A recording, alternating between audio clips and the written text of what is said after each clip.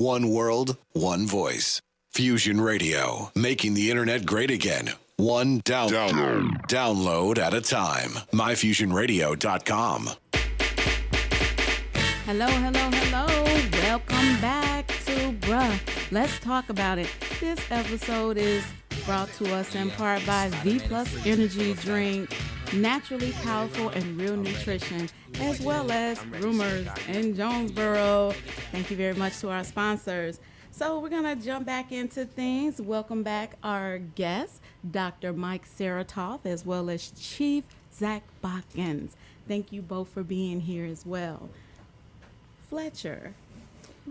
So we want to jump into another serious topic that's affecting our communities, right? I mean, we hear a lot about uninsured or individuals that are underinsured, and we've been hearing a lot about Medicaid retermination. Can you speak a little bit about that and how that's affecting our men in our communities? So one thing I'd like to cascade on is the healthcare.gov website is basically an extrapolation of the existing Medicaid system. So it's popularly known as Obamacare. And really, before my current position, I had my insurance off of the healthcare.gov exchange. And you know, there's no doubt that the American medical system is an imperfect system. Right. And this is not unique to us as a country. You know, countries across the world are really trying to figure out the ideal system. And, Britain's struggling with their single-payer national healthcare system. Same thing with Portugal.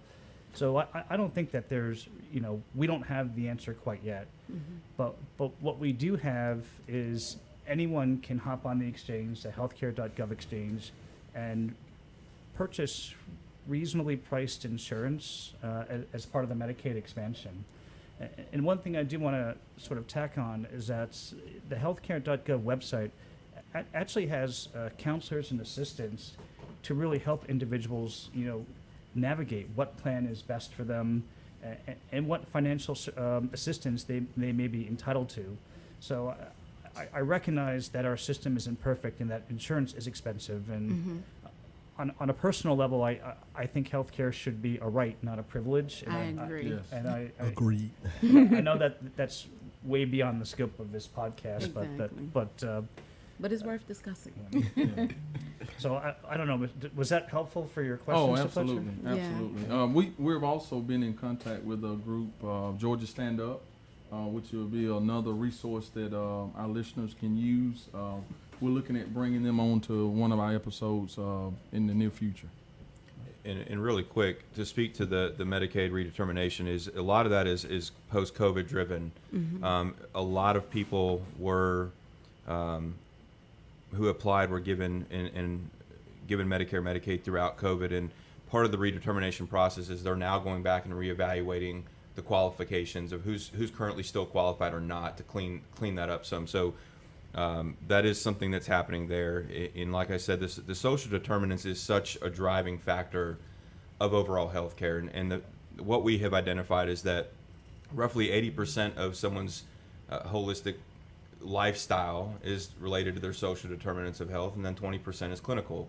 The problem is if you don't address the 80%, it will bleed into the clinical. Mm-hmm. If you don't have access to food, if you don't have access to health care, you're going to become overweight. You're going to be eating things that are cheaper. Right. You're going to be diagnosed with hypertension, and therefore, it now all starts to bleed in, and that now 20 turns into 30, and it's a balancing act. So housing is definitely one. If you don't have accessible housing, if you don't have access to transportation to get your medications, those are all problems that we have to deal with. Right. Exactly. I'm glad you mentioned the social determinants to health, because that is something that we've been addressing on our podcast. Mm-hmm. Because like you said, housing, income, these depression, other things, correct, other factors that may cause a person not to be able to have employment, which will give them that insurance. Right. And what we also know, I don't know if I mentioned, but I'm also a registered nurse. But, in the background of emergency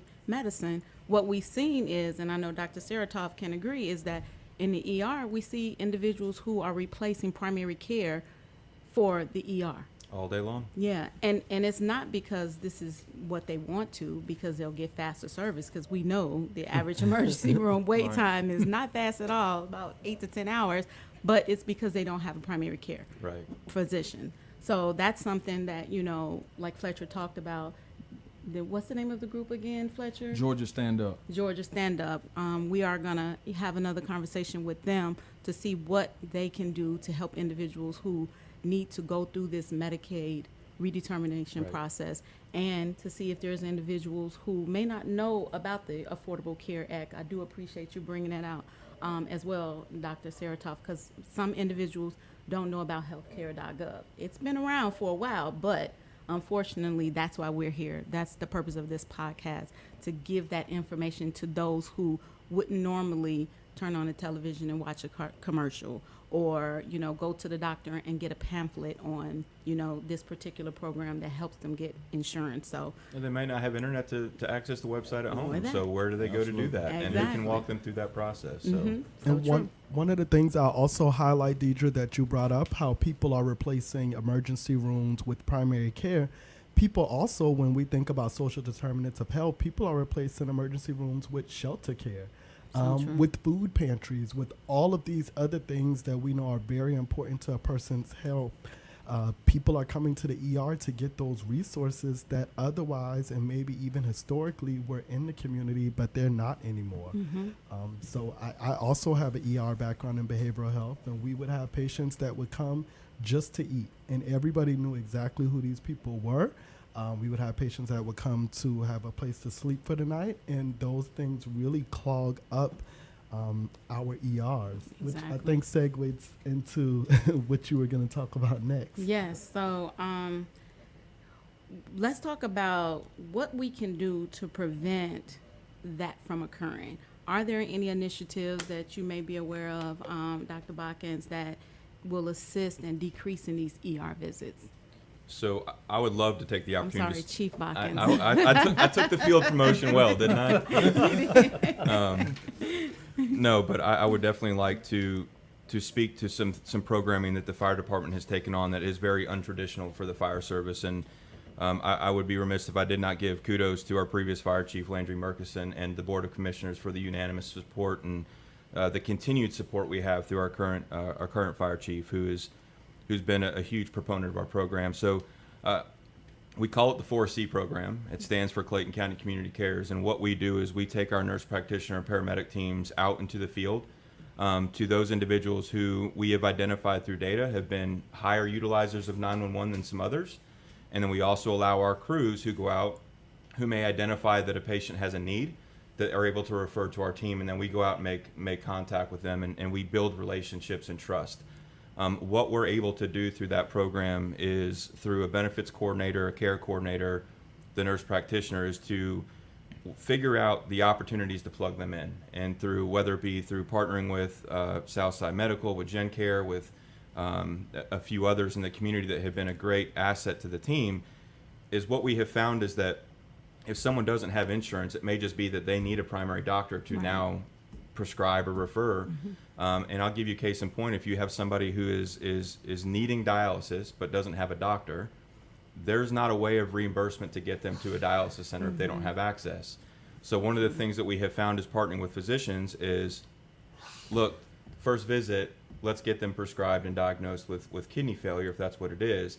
Once they're prescribed with dialysis, the magic starts happening. They start qualifying for all of these benefits. So now we get reimbursement for rides for the private ambulance service to that's now take wonderful. them, and all those check boxes start being checked just because there's one physician who's able to diagnose and prescribe something. So our team has been we've been managing about 130 patients up to this point. Wow, that's phenomenal. We are confident that we've probably pulled 3,000 to 4,000 calls out of the 911 system just by helping to manage this small group of people address their social determinants. And so very little of it is clinical. It's all about the others. It's access to food, access to clothing, housing, transportation, assisting with SNAP benefits, assisting with Medicare, Medicaid, or healthcare.gov enrollment.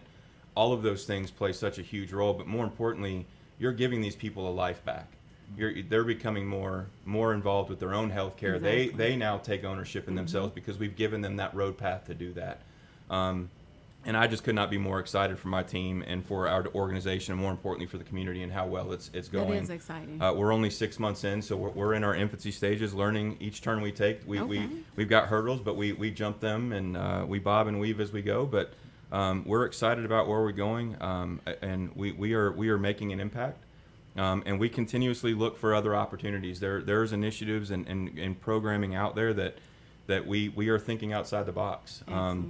And we have kind of, our internal messaging is the box of which fire EMS operates. We're actually having to even reimagine what that box looks like. And we're not only outside the box, but the box has shifted, and we're not just a fire and EMS anymore. We're so much more than that. And when you look from a public health perspective, the role we played throughout COVID and what we continue to play, the demand, we have to adapt to the demands in the community, and we are doing that. So excellent, appreciate that's that. wonderful. Thank That you for what is. you and your team are doing. Yes, sir. Definitely, yay! People are clapping in the studio.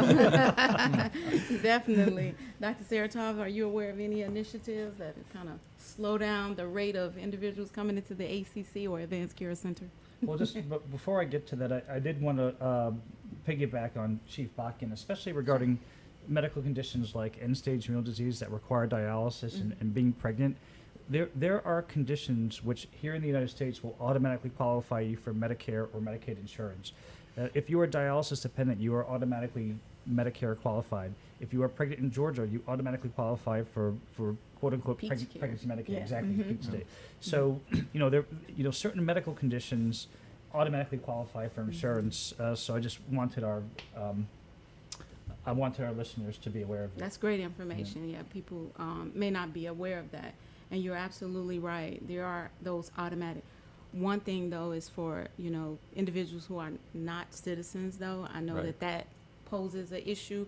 But, if we can get the message out and say just a few individuals to let them know, hey, you have this issue, you're eligible. Now we can get the ball rolling. So thank you. Yeah, Appreciate absolutely. that. All righty, so next we'll just go ahead and roll right along. So Dr. Serotoff, I know that there was some studies that you wanted to bring to our attention, which we definitely appreciate. We've been talking about some of the common diseases and illnesses and, comorbidities, but there's something that you and I discussed, which, I think everyone can benefit from. Well, thanks for the introduction for this topic. I really appreciate it. And this is going to highlight my previous element in that I'm very, very guilty as charged. And I think this reflects us as a society and our electronic interconnectedness and dependence. And really, I'm talking about screen time. Oh, no. And I think, I really think that, we underestimate the effects that excess screen time has on us and our bodies and our psyche. And certainly this is a digital world, and with the advent of AI, we're going to be in front of computers even more. Mm-hmm. And many of us have to be in front of our computers every day for work, 7, 8, 9, 10 hours a day. Exactly. And then you kind of go home and look, I'm on Insta more than I should be, I won't lie. And really what I'm seeing is excess screen time is causing a number of physical ailments in my patients. Headache, neck pain, back pain, joint pain, dizziness, blurry vision. And really, I think it's pretty intuitive to any of us because, right, if we're looking at our screen, we're all in that particular position, head down, shoulders hunched, hands akimbo. And really, like, we as humans, we're not designed to be in front of an electronic screen for prolonged periods of time. Right. So true. What I do and, what I tell my patients is program in a break. So on your cell phone, give yourself a limit, 2 hours a day or 90 minutes a day, and that'll give you enough time for like text messages, Snap, Insta, email, and like the random update. Mm-hmm. And even for my patients who are at computers at work, like I will give them a work excuse that says they get that 10-minute break for every 90 minutes to 2 hours working in front of a computer. I'll need that excuse. I'm very happy to provide it. Just pass those all around, sir. But really, I think there's tremendous merit in just unplugging, detaching, like going for a 10-minute walk. And, this is especially in the context of headache, neck pain, blurry vision, or dizziness, which Chief Botkin, I can't speak to your experience, but I feel like I'm seeing a lot more headache, neck pain, and dizziness in the past couple years. And and dizziness is one of these things. Is it nothing? Is it a stroke? Is it an inner ear thing? It's one of these complaints that's very, very hard to tease out. And I think that we can really do a So tremendous. subjective. Right. It is Yeah. subjective, but really we can do a tremendous service to ourselves by just unplugging a little bit and just minimizing our screen time. So I just really wanted to highlight that to our listeners. So I appreciate that. And you're I so think right. one of the things that I know that I've started trying to practice, not saying that I'm perfect at it, but it's not immediately waking up and looking at my phone. And it's so hard to do, but when I'm intentional about doing that, I notice that I ease into my day more. So I'm not waking up immediately stressed out about all of the things that I have to do, or the text messages that I missed, or the emails or alerts that I may have gotten while I'm asleep. But being more intentional about laying in bed, really getting up and getting myself up before I even look at my phone. And I definitely notice the difference when I do that, to go to your point about screen time. And another thing is not falling asleep on my phone. So being intentional about, okay, now phone time is over and I'm going to naturally allow myself to fall asleep, and not fall asleep like researching The phone, something or Yeah. texting someone or on the phone. I think that's so fantastic, Antoine. Just making it a habit and just Not perfect, normalizing it. but making an effort. Yeah, but there's I think there's so much value add. So that is like a great example in action. I appreciate that. I'm gonna try my best to heed some of those suggestions. But I agree that you do see, especially the neck pain, right? Because the posturing while you're on the phone, and even we get down and dirty on this show. Even sitting on the toilet, like, you technically shouldn't be sitting on the toilet on your phone, because now you can cause even more issues, right? Because you're just there and you're straining, and Topic if for you're another done, day. you're done. It's time to get up. So thank you. I appreciate that, Yeah, bringing that to absolutely. our listeners' attention. So, Chief Botkin, if you'll go ahead and close us All out. right. I would just like to close out with saying that some of the options for benefits could be just through having a great job. And speaking on that is if you're looking for an alternative, the fire department's always looking for some of the best, right? And speaking of that aspect, is we have great benefits, and working for a county government, working for an employer like Kaiser, they offer great benefits. So if you're finding yourself in a position where you're just not getting what you need, the sky's the limit. You don't be afraid to open a door. And so I would encourage anybody who's looking for a change, anybody who's looking for some excitement, ccfes.org is a great place to start looking, and we will get you in shape. We'll take care of some of those healthcare issues. I can assure you that. We'll get you lose some weight and through our recruit program. But we're open, and we look for great folks to want to come in. And like I said, benefits through employers are some of the best ones out there, and you won't have to dig through healthcare.gov. Let your employer fund it. This is true.